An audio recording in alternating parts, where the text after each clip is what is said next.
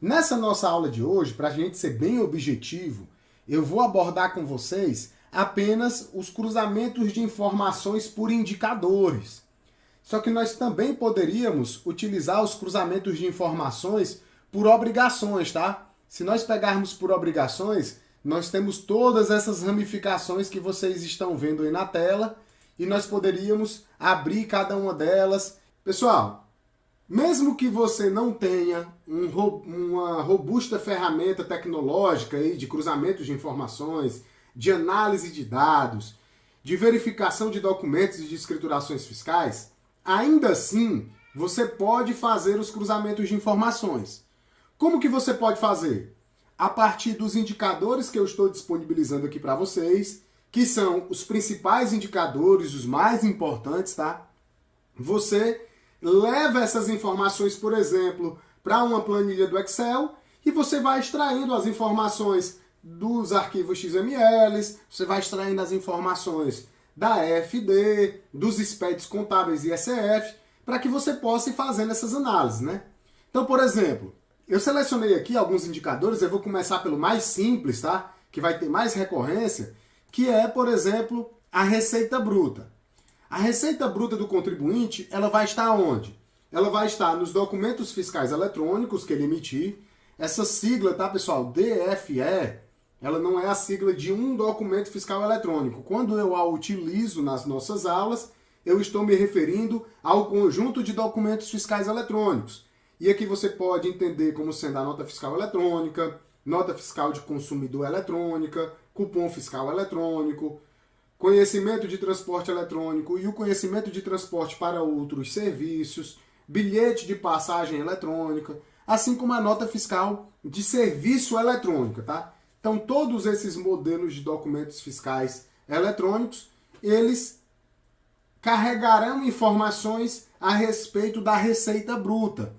As informações da receita bruta, elas estarão nos documentos fiscais eletrônicos. Da mesma forma, essa receita vai estar nas escriturações, como, por exemplo, no SPED fiscal, a EFD ICMS-PI, como também na EFD Contribuições e no SPED contábil e na ECF.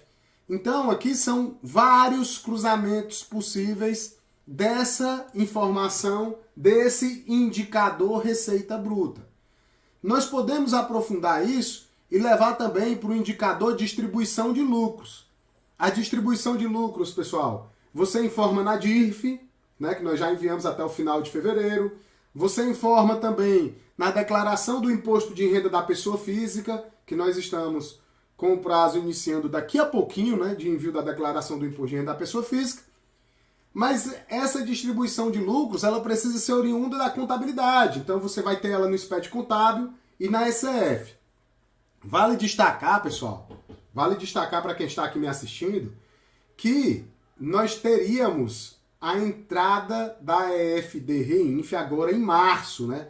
Para os fatos ocorridos no mês de março, nós iríamos enviar a partir de abril as informações para todos os contribuintes que tivessem retenções das contribuições sociais e também as retenções de imposto de renda. E é interessante que a instrução normativa que trata da REINF, em dos incisos que aborda a obrigatoriedade, ela contempla todos os contribuintes que estão obrigados à DIRF. E quando a gente fala de todos os contribuintes que estão obrigados à DIRF, nós temos contribuintes que tenham fatos relacionados às retenções ou não. E aí, pessoal, entraríamos aqui num contexto onde todos os contribuintes que fazem distribuições de lucros precisariam enviar essas informações da EFD REINF. Ou seja, pessoal, traduzindo isso para vocês, nós temos, e isso foi postergado para setembro, tá? Foi adiado para setembro. A partir de setembro, todo contribuinte que fizer distribuição de lucros mensal terá que informar isso na EFD REINF. E aí, pessoal, é importante destacar que existe uma probabilidade mínima de que isso seja adiado, tá? Por quê? Porque a própria instrução normativa já trata sobre a extinção da DIRF, onde nós temos o último ano calendário de informações da DIRF como sendo o ano calendário de 2023.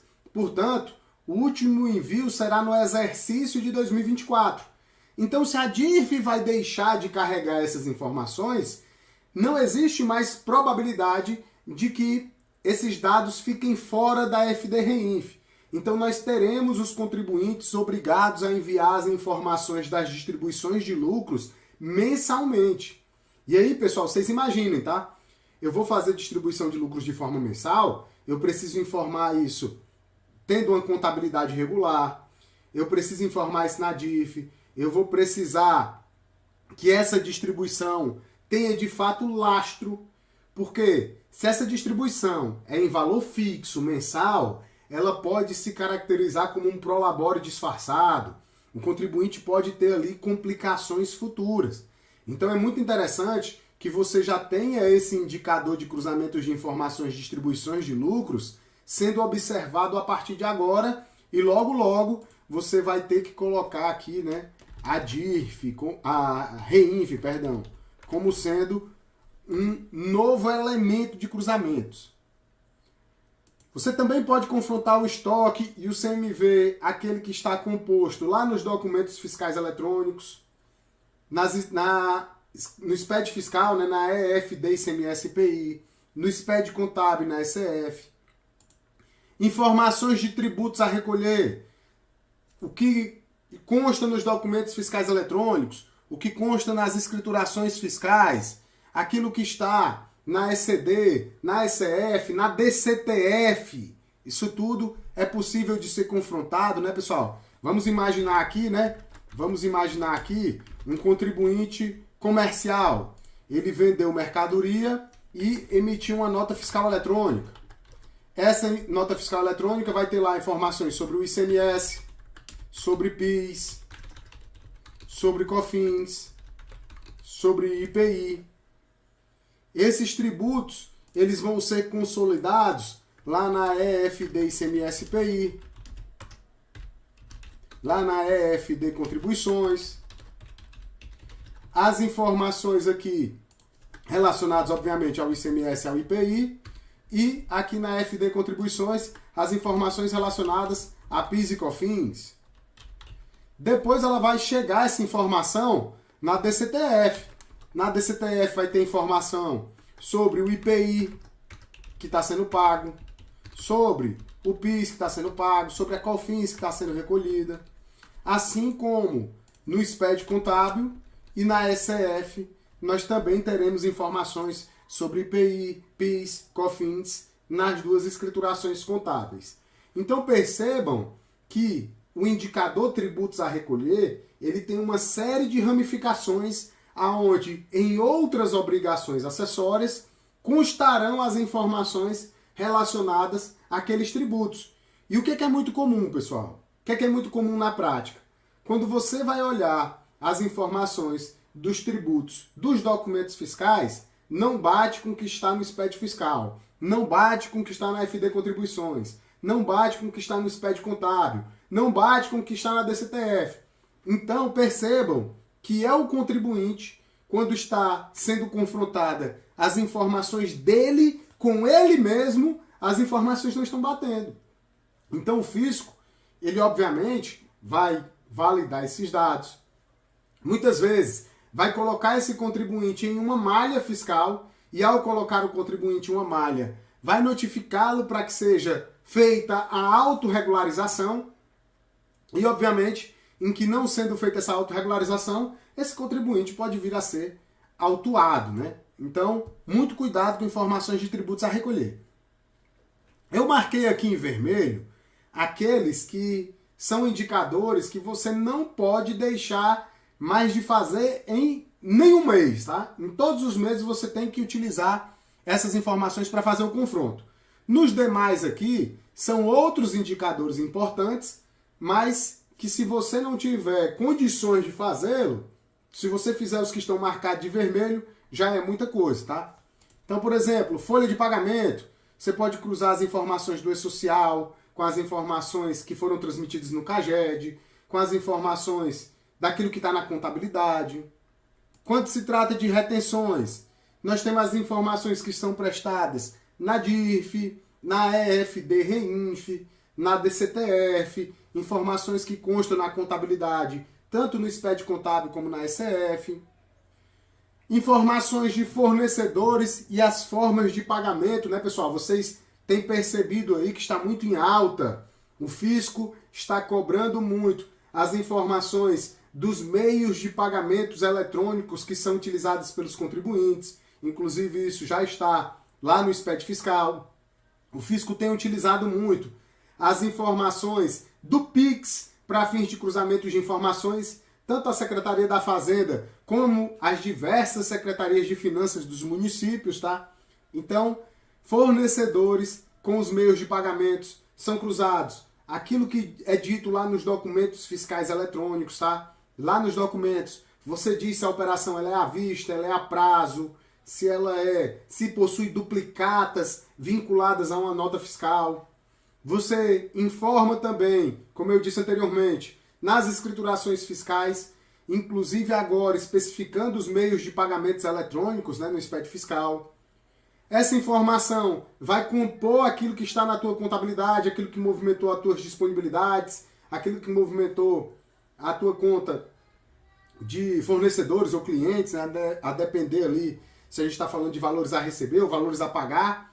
E, obviamente, pessoal, nós também temos os cruzamentos com os terceiros, né? Nós temos as instituições financeiras que enviam as informações na e-financeira, nós temos também as administradoras de cartões de crédito que enviam as informações também das movimentações dos contribuintes. Nós temos, pessoal, como um outro cruzamento possível, aqueles que envolvem o ativo imobilizado, né? Nós temos os documentos fiscais eletrônicos. Então imagine, quando eu compro uma mercadoria, na nota fiscal eletrônica, para o meu fornecedor foi uma venda. Venda de mercadoria, por exemplo, adquirida para revenda. Porém, quando essa mercadoria eu vou dar entrada, eu preciso sempre dar entrada sobre o enfoque do informante. Se eu vou dar entrada sobre o enfoque do informante, eu preciso saber qual será a destinação de uso daquela mercadoria. Se aquela mercadoria vai ser utilizada no meu ativo imobilizado, eu preciso fazer a classificação de tipo de item como ativo imobilizado. Quando eu faço essa classificação de tipo de item como ativo imobilizado, isso já vai impactar, por exemplo, o meu crédito de ICMS.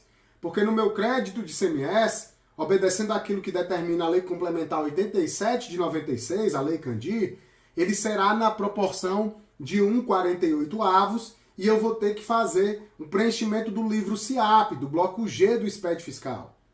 Da mesma forma, isso também vai me impactar, por exemplo, na possibilidade de tomada de crédito ou não, via depreciação, lá no PIS/COFINS. Isso também pode interferir, vai interferir, né, no registro contábil e será evidenciado no SPED contábil e na ECF. Então, percebam que o ativo imobilizado é mais um indicador que você pode perceber que a informação nasceu no documento fiscal eletrônico, transitou pelas escriturações fiscais e desagou, foi parar lá na contabilidade. Isso também acontece, pessoal, com o capital social do contribuinte. O capital social do contribuinte vai ser informado no SPED contábil, vai ser informado no SPED ECF e é informado na declaração do imposto de renda da pessoa física dos sócios, né? Quando os sócios vão fazer lá as suas declarações, eles informam também os dados relacionados ao capital social da empresa. E por fim, pessoal, o último indicador aqui importante também é o da escrituração de documentos. Pessoal, esse confronto ele é bem básico, mas ele é extremamente importante. É onde eu vejo se os documentos fiscais do contribuinte, tanto relacionados a entradas como a saídas, eles estão devidamente escriturados. Lembrando, se nós temos um fluxo único de informações, aonde as informações, né, nascem nos documentos fiscais eletrônicos e transitam pelas escriturações fiscais, é necessário que todas as minhas entradas e todas as minhas saídas de mercadorias que estejam devidamente acobertadas pelos documentos fiscais constem nas escriturações. Pessoal, só em você garantir que os documentos fiscais de entrada e os documentos fiscais de saída estão devidamente escriturados, você já vai dar um importante passo para garantir que não existam diferenças. Muitas das diferenças que são encontradas nos indicadores aqui que eu mostrei para vocês, pessoal, eles são originados, essas diferenças são originadas pela ausência de escrituração de documentos. Toda vida que eu deixo de escriturar um documento, eu já vou comprometer a informação da receita, eu já vou comprometer a informação do lucro, eu já vou comprometer a informação dos tributos, eu já vou comprometer a informação de fornecedores ou clientes. Então, se eu puder priorizar, né? Se eu puder priorizar sempre fazer o cruzamento dos documentos escriturados com os documentos que eu possuo, né? Isso já vai me ajudar. Então, você tem que pegar, né? XMLs, documentos fiscais de entradas e saídas, de serviços prestados e tomados. Então, eu preciso garantir que esses XMLs de entradas e saídas, esses documentos de serviços prestados e serviços tomados, eles estarão devidamente escriturados no SPED fiscal, na FD contribuições, para que possa desencadear os demais registros, tá? Assim, pessoal, eu demonstrei agora para vocês os principais cruzamentos de informações por indicadores, né? Por indicadores, como eu expliquei no início da aula. E aí, gostou desse vídeo? Então vou fazer o pedido de sempre, você já sabe. Clique em curtir, se inscreve no canal, ativa as notificações. Nós estamos com uma meta de agora atingirmos a marca de 70 mil inscritos. Então participe, eu conto com a sua ajuda. Vai lá, se inscreve e eu te vejo no nosso próximo vídeo.